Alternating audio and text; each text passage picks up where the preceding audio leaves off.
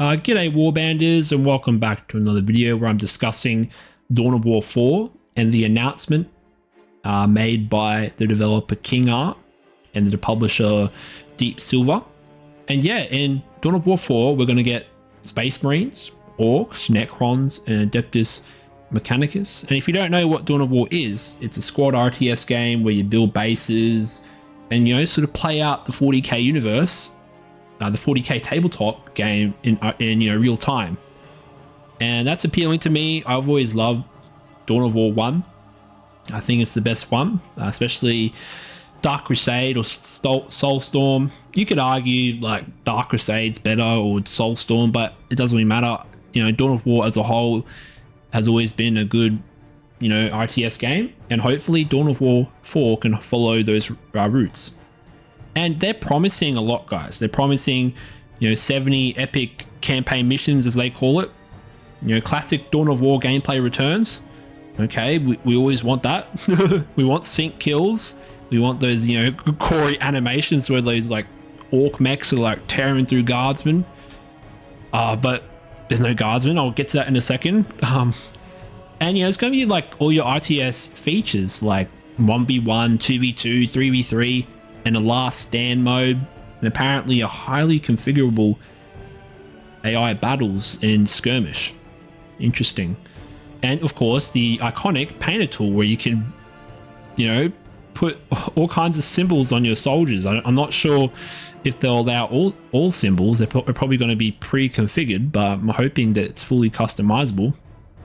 And of course, when I watched the trailer, you know, the graphics are amazing. Hopefully it can run on my PC. You can see that there's a lot of, you know, base building, which is nice to see. And we still got that control point mechanic. The maps seem a bit small, but you know, Dawn of War has smaller maps, so hopefully I'm just seeing the 1v1 maps there. You can see that there's abilities for certain heroes like Cyrus.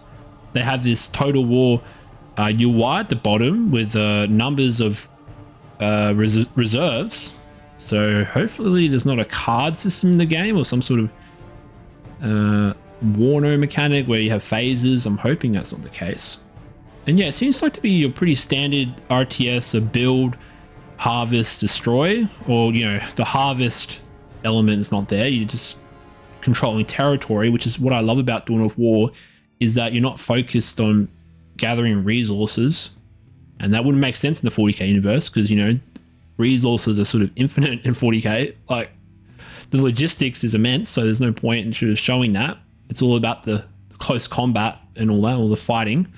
And yeah, like the main problem though, however, that makes me cautiously optimistic is the lack of all of the factions.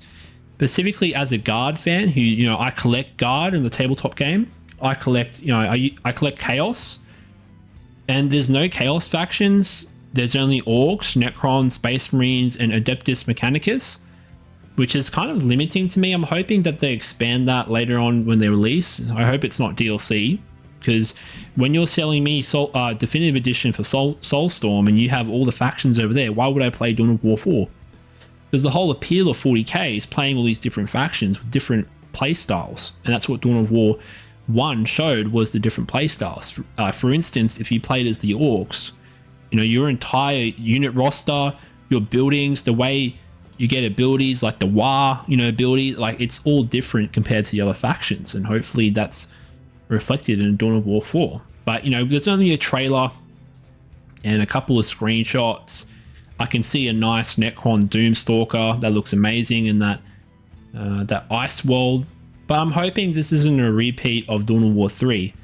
And another thing I want to bring up, guys, is the developer behind this game made a game called Iron Harvest, where it was a mech RTS game based around Company of Heroes. Like, they took heavy inspiration from Company of Heroes and they plastered that all around. You know, the meta for a time was about infantry instead of mechs. Like, they stuffed up the RTS components so badly that it's... I wonder how GW gave the license, you know, to these developers. So that's one concerning element. but I'm still excited. I'm still excited, and I'm gonna wait until more gameplay is released until I can get my hands on it and actually play the game. But so far, you know, there's some good elements and bad elements. And just for the record, guys, don't let me tempt you with my biases. I'm an old 40k player. I like Firstborn. I don't like Primera Space Marines. I don't like Guilliman having a eldar girlfriend. I don't like the new lore, but I'm willing to give this game a chance because, you know, I do like 40k, and, you know, the lore doesn't really matter to me. I don't care if there's female custodians because the lore is in my head at this point. So I'm sort of, I don't care too much about lore inconsistency. So I'm willing to just focus on the gameplay. And tell me what you think. I know this is a short video, but, you know, do you agree with the red flags I've raised so far about the franchise? And, you know, my concerns, or do you think it's all going to be smooth sailing with Dawn of War 4? I'm not sure, guys. But yeah, please tell me your thoughts. If you're new here, please like and subscribe. And yeah, I'll see you guys later. Bye.